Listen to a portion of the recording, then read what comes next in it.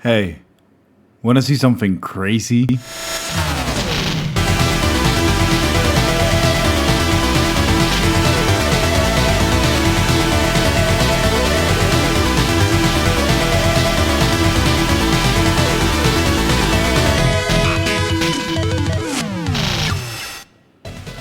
This is Alien Soldier, one of the gems released in the 90s by acclaimed studio Treasure.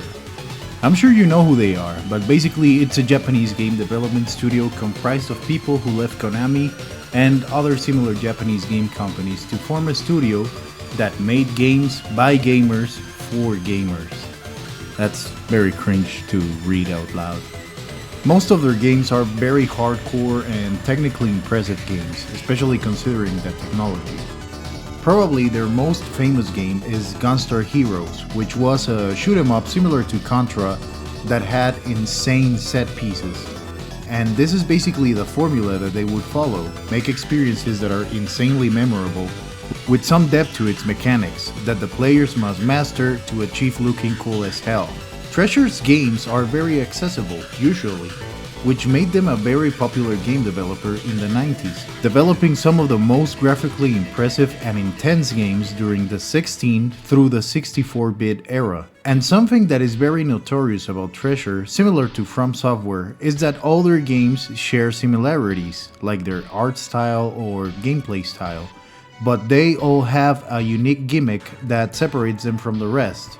For example, in Mischief Makers, the gimmick is grabbing, and grabbing is the gimmick that makes the game's dynamics work. The gameplay and even the level and boss design revolves entirely around the concept of grabbing. On the other hand, you have games like Ikaruga, whose gimmick is that your ship can absorb all projectiles, given that your ship is using the correct alignment at the moment of impact. This invulnerability gives the developer the chance to put your skills and focus to the test while making incredible visual bullet hell scenarios that are very unique. Now, I'm not much of a retro gamer myself, but there are a few games that I tend to revisit at least once every 2 years, like the Mega Man X 16-bit games, Tetris Attack, Super Metroid, the real classics. Being a kid born in the early 90s was a complete bliss for me. I was barely being a toddler when 3D games started coming out. One of my first video game experiences was fucking Doom on an old ass laptop. But it wouldn't be until 1996 when we got the N64 that I started to take gaming a little more seriously. But I wasn't to really finish 100% a game, except if it really intrigued me, like Zelda or Mega Man X. I remember my brother already had an NES and a Genesis, and later we had an SNES when we were kids. I was barely 4 years old and I already had a huge backlog of games to play. It was a really formative time for me, and it figured into my later years, seeing as it is the most consistent thing I've done, which is gaming, which is kinda sad. Still, I remember not really liking the Genesis that much. It was good, it had some impressive games, but I tended to like Nintendo games a lot better, and the quality was much more consistent than just the games, the controller, everything Nintendo was better in my child eyes looking at the SNES versus Genesis debacle. As an adult, now I see that both consoles had some great hits. Konami and Treasure really gave good love to Genesis during its lifespan. Some games that we really haven't seen anything like it again were born in the Genesis, such as Rocket Knight Adventures, Contra Hardcore, Castlevania Bloodlines, Gunstar Heroes, among others. A few years ago I found out about this game, Alien Soldier. I don't remember exactly how, but I downloaded a ROM and got to playing it, and it quickly became one of my favorite retro games. And the story behind it, well, it's legend time. Treasure was founded by ex-developers of big household company names, mainly Konami. These developers wanted to work without the constraints of respected developers and set on firmly on creating experiences for hardcore gamers that could appeal to casuals to introduce them to those settings. And it's no surprise when seeing the previous works of Hideyuki Suganami, the sole creator of Alien Soldier, worked on earlier. He worked at Konami and created one of the most celebrated action games of all time, which is one of my favorites too, actually, Contra 3: The Alien Wars. Just look at the insane gameplay that it achieved, and this was back in 1992. It still looks amazing to this day. Timeless music, timeless gameplay, and timeless graphics. Some of the staples of great and iconic game design were expected from companies like Konami and Capcom. He also worked on the response to Contra 3 when first working for Treasure, Gunstar Heroes, which is probably Treasure's most famous game, and almost everybody who had a Genesis has memories of this game. After finishing Gunstar, Suganami decided to create his dream project. He was going to do it completely on his own. His terms were that he would have permission to do basically anything he wanted with this game, writing the story, coding the game, and working on the graphics, all by his lone self, leaving the rest of the team to work on whatever they pleased. For more than a year, this badass dude worked on the game, and when the leads from the company asked him to show them what he had at the time, he showed an amazing first demo that showed an insanely paced game, with graphics that tested the Sega Genesis and put most titles at that time to shame. He even worked on some of the best tunes of the game, and made the sound chip go berserk.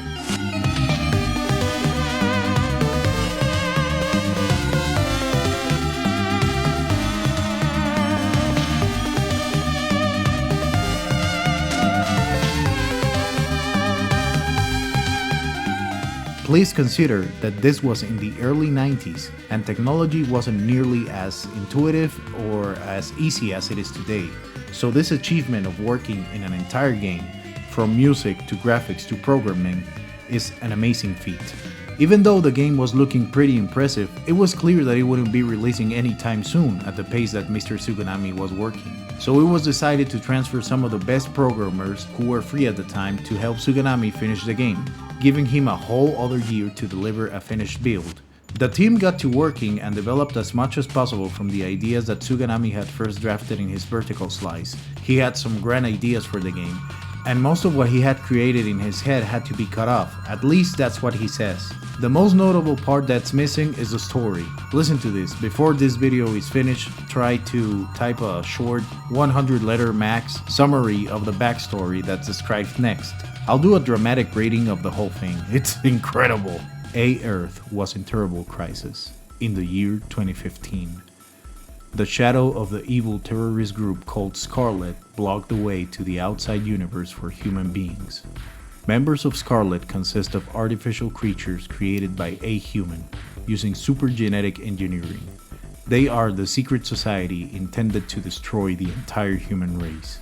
In addition to the high intelligence and strong fighting power, they have special abilities capable of parasitic existence with human beings, animals, and machinery. By using these abilities, they conquered a human and were about to obtain supremacy over Earth. A human planned to assassinate Epsilon Eagle, the boss of the Scarlet Group, with a special combat group capable of using superpower dispatched secretly. The sudden attack by the group using its superpower seriously damaged Epsilon and successfully drew him into the time-space continuum, which had been liberated by using superpower. Later, as Shy Tiger gained power from Scarlet by taking advantage of the confusion, terrorism toward a human became much more violent. On the other hand, the hatred towards Shy Tiger within the Scarlet Group because of their cruel acts became bitter, and voiced for restoration of Epsilon became stronger. Shy Tiger, who was isolated from the other group members, decided to assassinate Epsilon. In order to liberate the space continuum, they attacked the A-Humans research laboratory, where boys and girls with superpower were kidnapped. At that time, Shy Tiger sensed the existence of Epsilon in one of the boys. However, he could not read the evil will from Epsilon, who was a parasite of the boy's body. Shy Tiger was much confused and took a girl as hostage and demanded Epsilon to release the boy. The boy, who was beside himself with rage, converted his body into Epsilon. A birdman with steel wings took over the boy's will. In his mind, his real nature, human justice, battled with the foreign force. Shy Tiger sensed unknown power in Epsilon and escaped after killing the girl. Epsilon speaks. I'll never let... I'm sorry. I'll never let you go, Shy Tiger. There is another Birdman who has Epsilon's body. However, his will is full of evil ambition and nobody knows his real intention. he also flew away, chasing after Chai Tiger. Now, to be fair, this was the Japanese original text scroll. The localized EU release has a revised version with like 2 paragraphs worth added in, but it really doesn't make sense either. This could be seen as one of the few flaws this game has. It's one of those games that don't really have a story, but the reason for this is kind of disheartening. They just didn't have enough time to create a story and follow up on the backstory. Sugarami himself said that he had 100 bosses or maybe stages planned for the game, but had to decide on what to leave in. There's even an incomplete boss kind of with 7 fours, which is a recurring boss gimmick in Treasure games. He only has 5 faces. Only. This is totally an incomplete game, and it shows in some parts, especially the story. But even with all that legendary development cycle that should have realistically created a shitty game, ended up creating one of the forgotten, almost lost gems of the 16-bit era. 16-bit. 16-bit. 16-bit. Oh shit, I can't say it. Believe me, the gameplay and feel of this game more than make up for the petty nitpicks anyone could have about Alien Soldier. Also, listen to the music that this game has.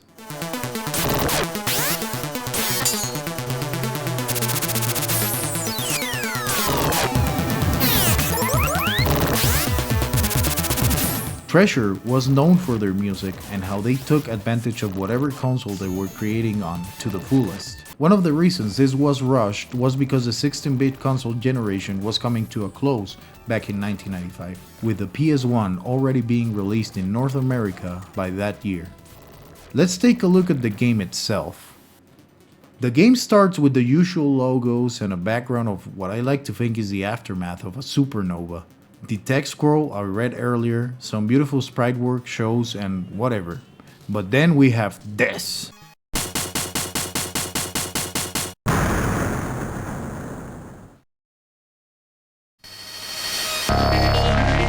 Visual shock, speed shock, sound shock.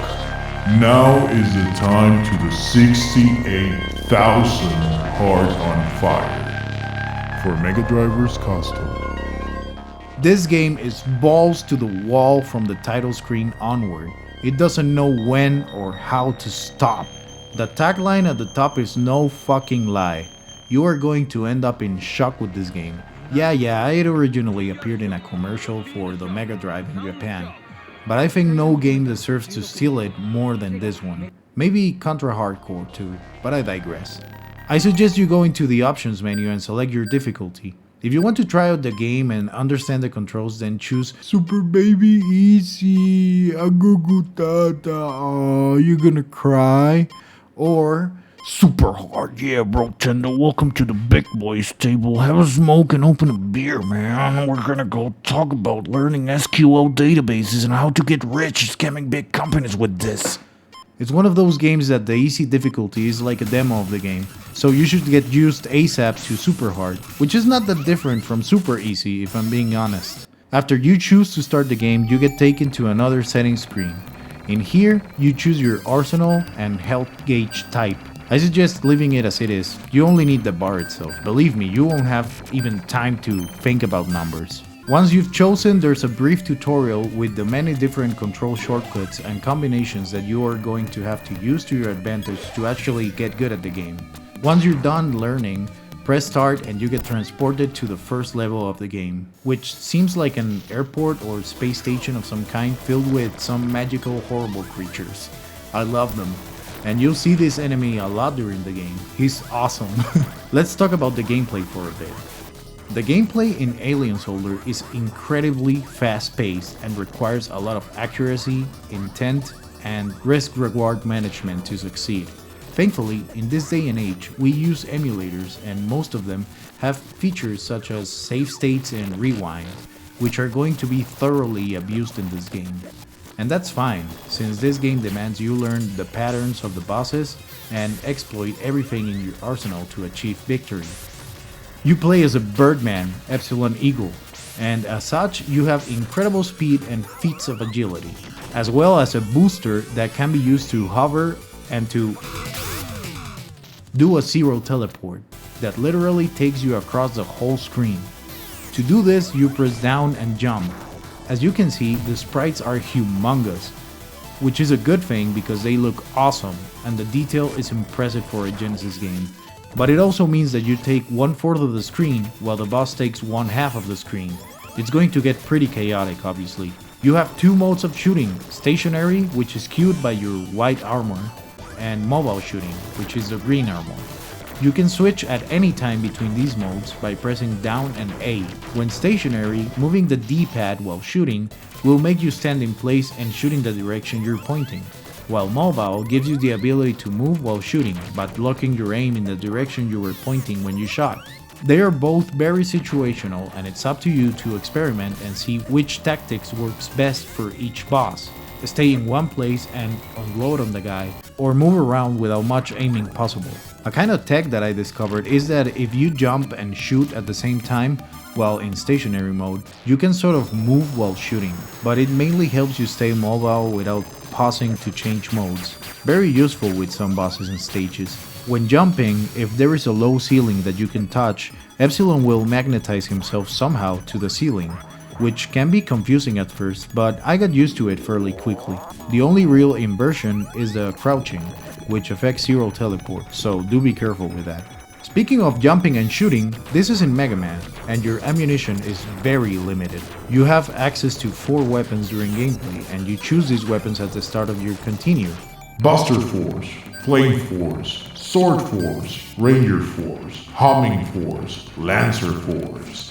But each weapon is going to deplete way before you can do significant damage to any boss. Every boss in this game is a bullet sponge, and ammo management and good weapon selection is key to success. Thankfully, changing weapons and letting spent ones rest gives them a chance to recover slowly, which implies that you're going to spend a lot of time trying to quicksap to another weapon. And this takes time and practice.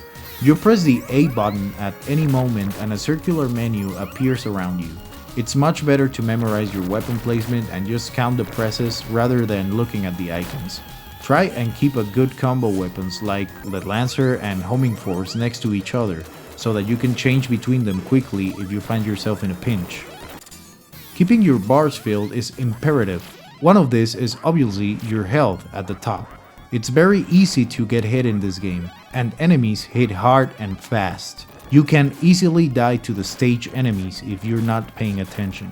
If you manage to overfill your health bar, then it will start flashing white, which is your cue to use a super dash, which will do a Phoenix Dash. I actually don't know the name, but this sounds perfect. It's a one-use only ultra damaging attack that requires very good accuracy and is guaranteed to shred the boss's health. Once you do it, you receive a small amount of damage and you have to overfill the bar again to use it. It's an awesome mechanic and reward for players who get to the bosses with no damage. On the topic of no damage, well, your first playthroughs are going to be filled with frustration of getting hit by cheap projectiles and kamikaze enemies. But once you notice that using the counterforce gimmick, which is done by pressing the shoot button twice in quick succession, creates a small explosion in front of you, and any projectile or mob enemy will get destroyed by it, usually leaving behind a small health pickup. Also, try to pick as many of these up, as a Phoenix Dash is an awesome tool in your arsenal that will make things a lot easier if you manage to get to a boss with it and use it properly. As stated earlier, Epsilon can hover by pressing the jump button twice. When hovering, press the jump button again to do an air somersault that can be useful in some fights and stages. Most bosses have a weak point that isn't telegraphed and you have to shoot and see where you hit. Using Homing Force can help you to mitigate this problem. Using the Phoenix Dash on the boss's weak point is key, and it is what makes it such a satisfying and brutal tool. Oh, and how could I forget? You have a very strict time limit for each stage of the game. There's going to be times when fighting a boss that you don't have enough time and you have to reassess how you're going to be able to beat the boss on time. And I think that's it for the gameplay. You can go and finish the game now with what I just told you, but stick around if you want to see the insanity play out right now. Okay, so spoiler warning, heads up, because from here on out, I'll be talking about each boss individually, actually each stage, which will spoil any fun out of learning the bosses and stages. So consider this your spoiler warning. This game is cheap as hell on Steam. It cost me $1 friggin' when I bought it a few months ago. So really you have no excuse. If you're not into setting up obscure emulators to get a semi-decent experience or something, you might see some rewinding because I'm a scrub, but I'll try my best to edit that shit out. Let's pick up where we left off. The space station. After about 30 seconds of running and gunning down a corridor, you get to the first boss, in a very claustrophobic hallway. A snake that takes up the whole screen and is only vulnerable in the head. It's not that hard obviously, but for a first time player, this is a great filter. Just keep at it, practice, and eventually you'll get over this boss. It's like getting to grips with Dark Souls for the first time. It's not easy, it's not intuitive, but it feels great once you get it together. Great and memorable games usually make you work for the satisfaction of looking and feeling awesome while playing. There are these capsules that you'll run into. The ones with the weapon icons are weapon power-ups, and you can shoot them with your own weapon to turn it temporarily into that weapon. It's really important that you pick this up and try to maintain a balance between all your weapons. You're going to need it. And actually, if you grab one while having that weapon equipped, it's going to extend the energy bar of that weapon. After the first boss, you go against Mr. Ant, which can seem intimidating if you're still not fully attuned with the zero teleport. So dashing to the opposite side of the arena is the way to beat this guy. Its head is the weak point, so if you have a pinpoint weapon equipped, try to aim for the head and eventually he'll go down.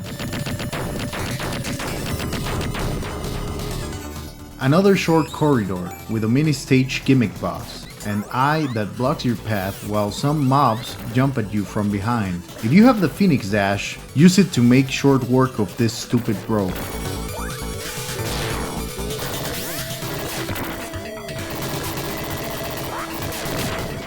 Then you'll fight the teenage cyborg samurai turtle. Same as the last boss, position is key. Memorize its telegraphs and you'll finish him in no time. The first real easy boss of the game in my opinion.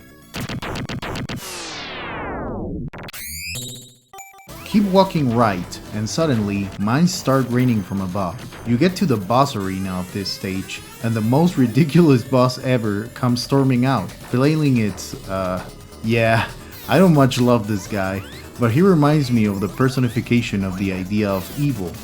The fight is not hard, but you can get hit real hard by the debris if you're not careful. Go to the right side when he's at the left side of the screen and shoot away at his, Christ. Why Japan?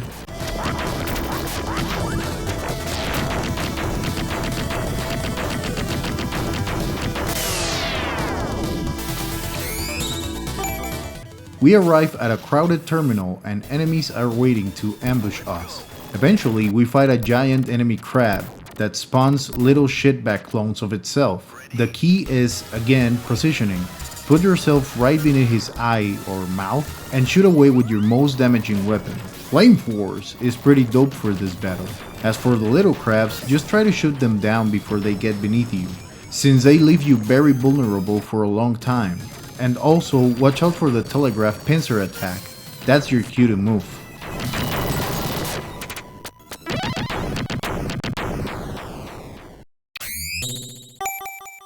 After that hurdle, we hurry through the terminal onto seemingly a loading platform and fight another boss. Now you get to fight Rash from Battletoads after her gender reaffirmation. So this guy doesn't do much other than jumping and laying down eggs which then shoot a projectile which can be countered for health. Another pretty easy boss, but do be careful with the projectiles as they can easily overwhelm you.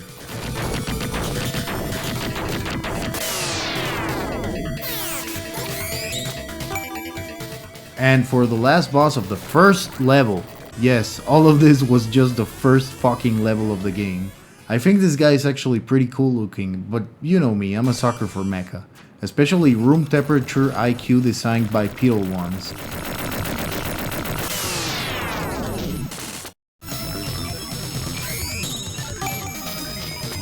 So yeah, I guess this was like a train terminal, or is this supposed to be a plane? I don't fucking know. But yeah, we appear here, and we have to run to the right while beating some mobs. We jump to the roof of the train to find an organic attack helicopter. Man, I love this game. The designs are so late 80s, like sci-fi body horror stuff. You know, Akira, H.I. Giger, and the sorts. So much different from other treasure games, if I'm being honest. This boss is kinda cheap. After a certain health threshold, the fucker disappears and you can only see him during random lightning strikes. But he's easy enough, just aim for the head with Lancer or something and you're done. Take note that Flame is pretty useless because of the amount of wind in the stage.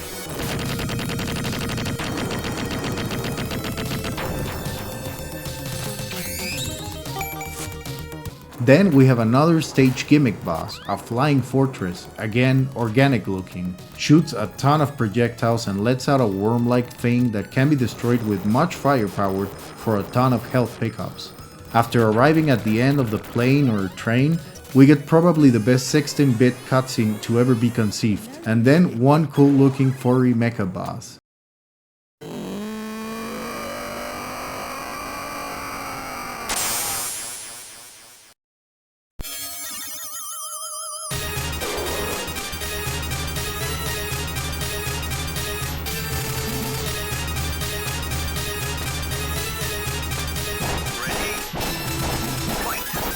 The weak point this time is its torso, and most of the time it's completely covered. By the way, this is Chai Tiger from the intro text scroll. You're going to have to memorize its telegraphs, there's no other way around it. Once he whips one of his long-range sweep attacks, then you have an opening for a long-range damaging weapon. Again, Lancer Force is great. One of the, if not the best weapon of the game.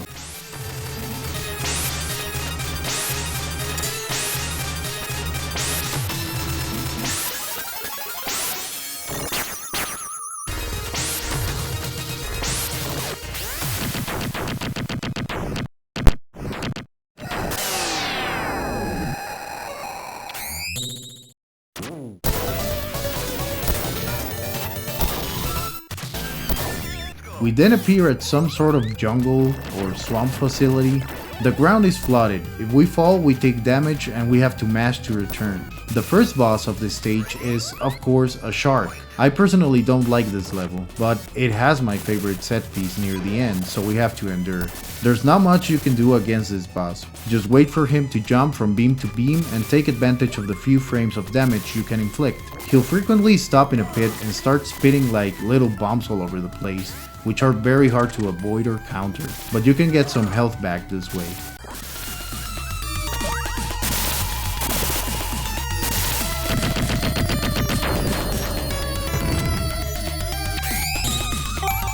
We follow a path and get to the next boss, a little alien dude piloting a huge sea spiders from Armored Core 6. Again, it's very tedious, lots of waiting and needing to be perfect to get the windows you can damage this asshole.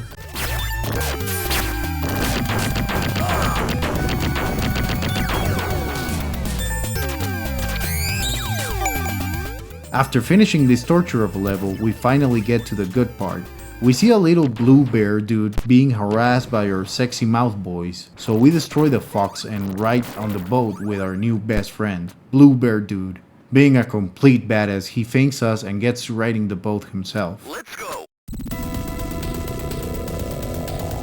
We ride shotgun, literally, killing some enemies with the help of our best buddy, and when we're done, a huge lobster monster takes our friend and fucking throws him off the boat. Well, what else are we going to do other than obliterate this guy's red ass? One of the coolest fights of the game, with the boat going at 1,000 miles per hour, no pilot, just pure chaos. What you have to do is control the boat by crouching and moving to the left or right, which moves the boat. Then use it as a platform to dash opposite of the attacks the lobster dude is doing. Repeat this a ton and maybe you survive. And try to exploit the little lobsters he throws when he does his launch attack or whatever.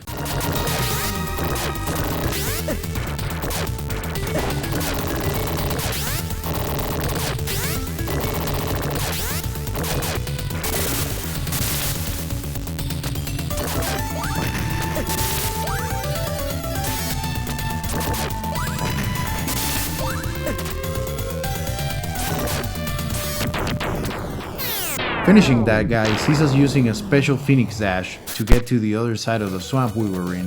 We're greeted by another worm-like thing that moves very erratically and takes a ton of punishment. Again, you manage to beat it, you get a ton of health, but not me, I'm stupid. A cocoon-like thing stands in our way, so we have to destroy it. Each hit into the carapace draws tiny rocks that explodes and damage us. After enough damage, a worm pops out, which then spreads wings and turns into a toxic butterfly or moth or something. Not difficult, but can do a ton of damage, just be careful.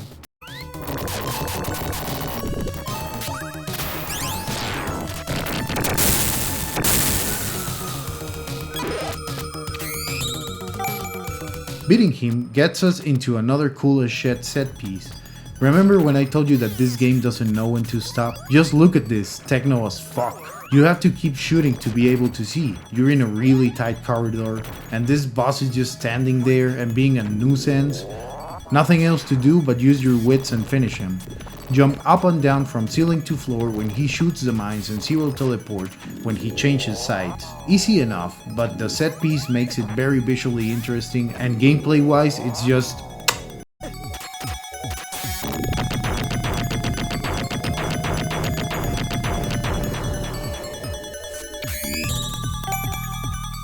We scale some sort of tower with no light, while huge pieces of metal drop from above. We try to avoid them and get to the top. At the top, the next arena awaits us. A huge flower-like thing that drops down and starts shooting thorns at us. These thorns get stuck to you and continually drain health, so be careful. It is actually very hard to get a shot at this boss's weak point, so it's much better to have flame force and use that directly on him. Avoid his attacks and be precise with your own, and you'll persevere eventually. I don't know why, but I find this boss very hard.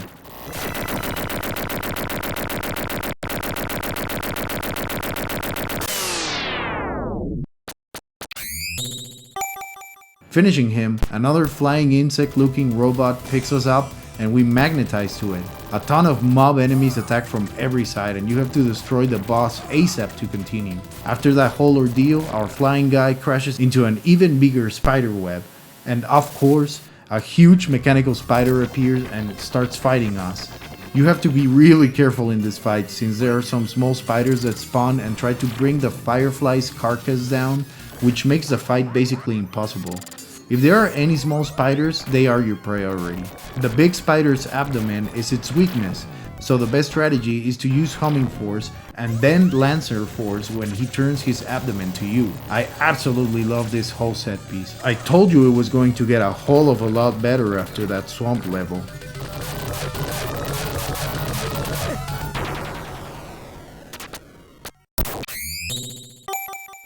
Right after finishing the spider fight, we appear on what seems to be a space elevator going stupid fast up into the atmosphere of whatever planet we're on. Some lasers start homing in on us, and we have to avoid them. After about a minute of dodging lasers, one of the coolest looking bosses in the game descends and attacks us.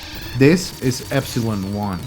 We are Epsilon 2. To gather some deep lore, this is supposedly the evil part of the wheel or soul of Epsilon, who was split into two after Shy Tiger murdered a girl in front of him. Stupid story for a stupid cool game, I suppose. In turn, this boss is supposed to be a mirror fight, but you look at them and they're so different, yet both so stylish and cool. I love me some huge bosses, and this one is just awesome. The weak point is its head, so you have to put yourself directly in harm's way. You're going to be doing a lot of pinpoint dodging, spacing, and positioning for this fight. But by this point in the game, you should already have gotten good.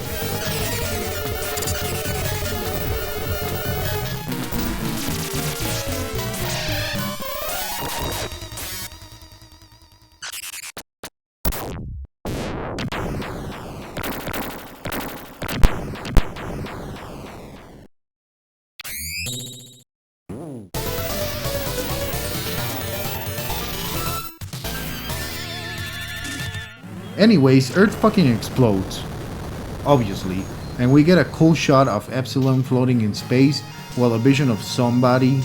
Apparently there isn't a single person in the world, I don't even think Suganami, who knows who he is supposed to be, so it doesn't really matter. Now, The fact that Earth exploded is no problem, since we got another planet with a very similar atmosphere right after. You'd think that the planet exploding and killing our evil twin must mean that the game is almost over, but we still have a bunch of bosses and stages to go through. As I said, Alien Soldier doesn't know when to stop. Again, another cool ass song as background for this last and long stretch of the game.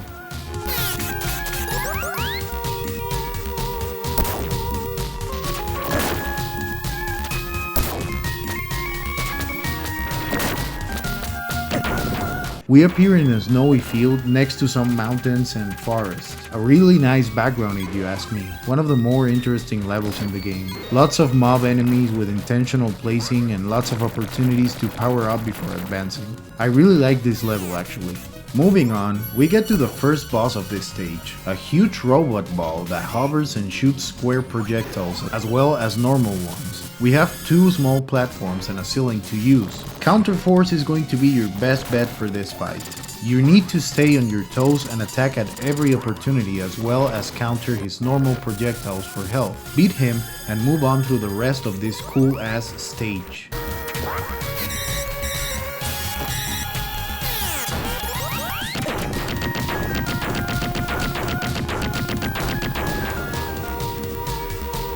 One of the weirder bosses of the game, and that's saying a lot, we fight a meatball clown face that is actually stupid tough. His attacks are unpredictable, fast, and do a lot of damage. Nothing much else to do other than, keep on shooting it until it dies.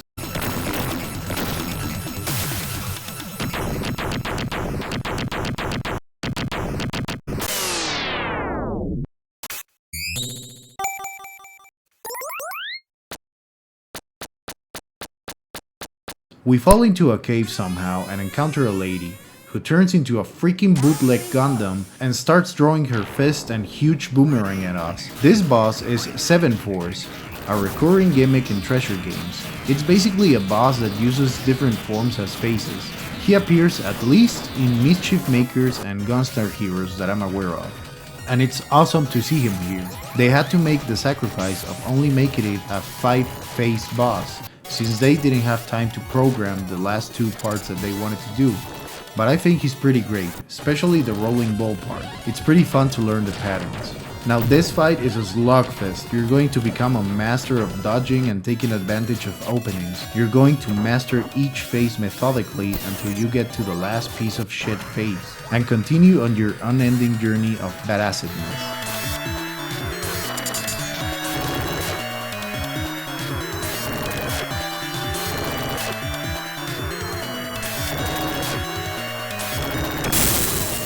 Killing the 7-Force creates an explosion so massive that it launches us from a crater deep beneath Earth into space, and we get to the event horizon of a satellite. Gravity starts pulling on us, leading us to an asteroid field. We can fucking counter asteroids. Nice. We get to the first boss, which is pretty similar to the first one of the last stage. This one is pretty simple and straightforward, and it's actually pretty fun to fight, considering you have total freedom of movement in this stage.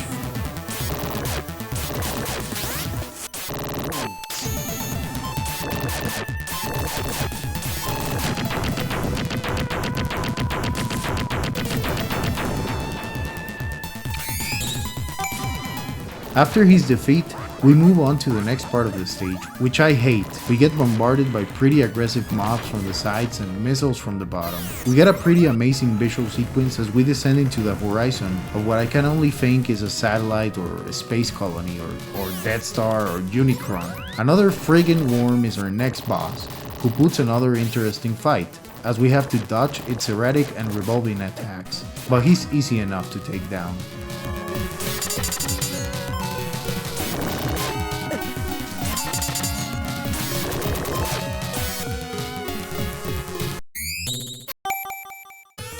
Then we get to the meat of this level, one of the coolest bosses in the game, complete and utter nonsense. His name?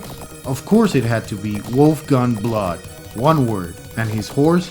Garopod, as in English for galloper. Awesome and visually intense boss fight, with a great soundtrack that seems to fit perfectly to this moment. Just look at the idiot horse crawling on the ground. What the hell is that? The only real weakness is Wolfgang Blood's head, but you can't hit Garopa's ass with a laser, and it kinda hurts him.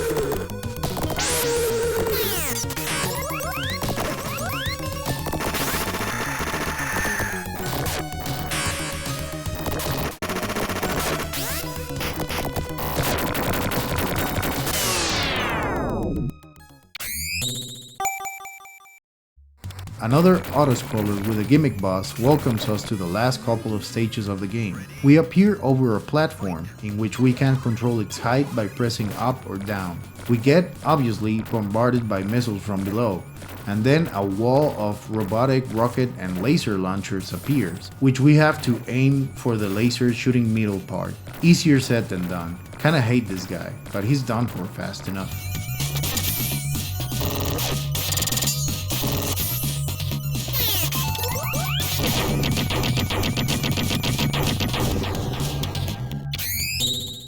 Now this is the final stage and an impressive looking set piece for the ending.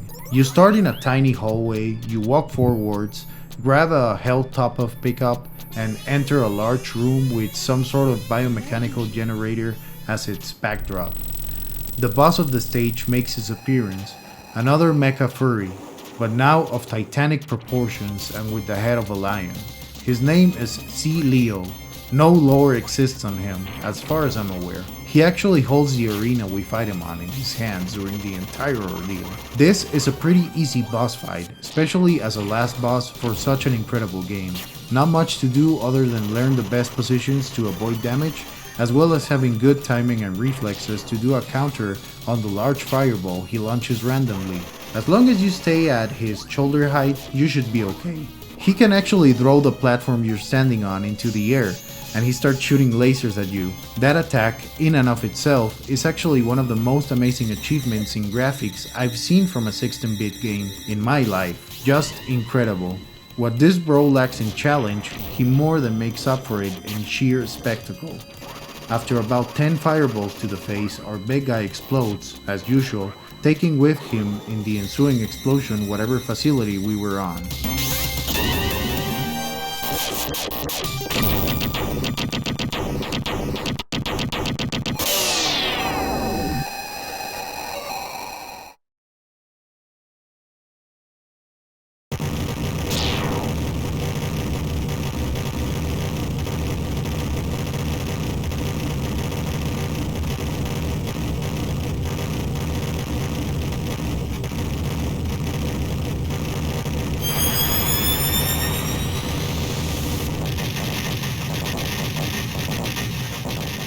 We do the coolest looking finish dash in the game yet, and roll credits.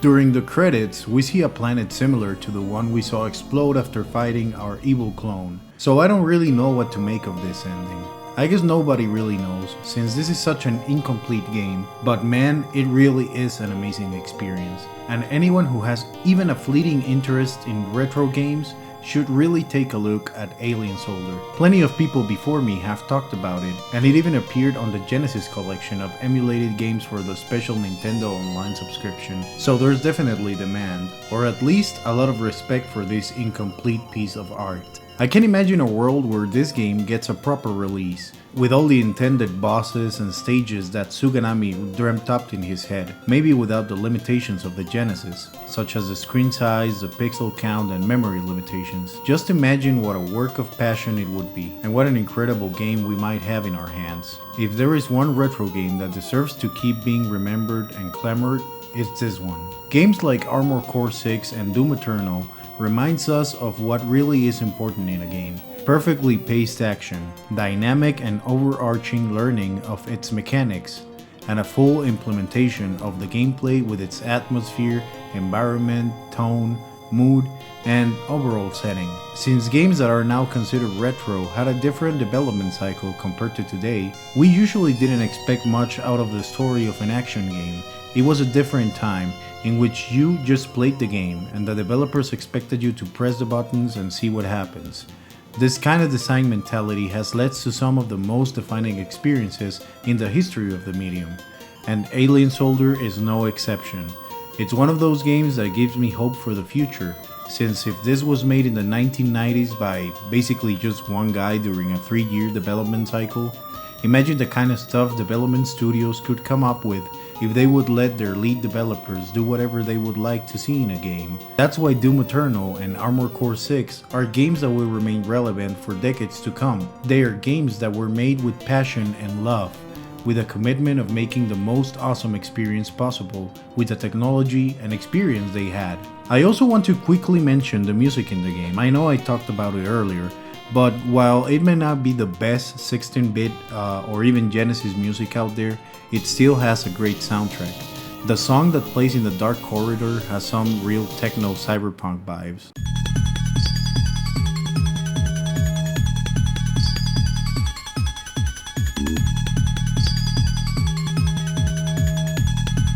The song in the first level is great and sets up the tone beautifully for the rest of the game.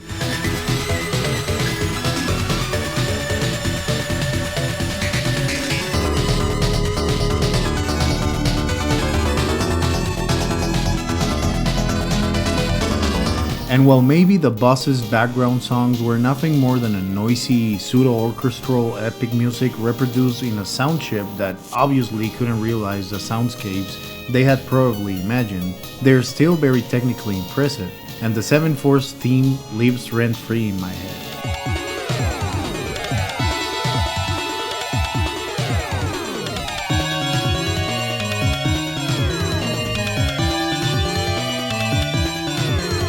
I really do recommend that you check this game out. Try it out, hate it for the first few times you played, and overcome its challenges to get the experience of one of the best 16-bit era games that were almost lost to time. As always guys, this is just me talking, ending the video. As always, I would like to remind you, if you like the video, please subscribe, like the video, because I do post a lot of community posts that you might not see if you're not subscribed. I love interacting with you, so please leave a comment and you know, the same thing that I always have to say. I hate saying it, but it has to be done. Well, if you have any questions about or if you have any suggestions of what you want me to do next, then please leave a comment. And remember guys, have a great rest of your week and enjoy life to the fullest.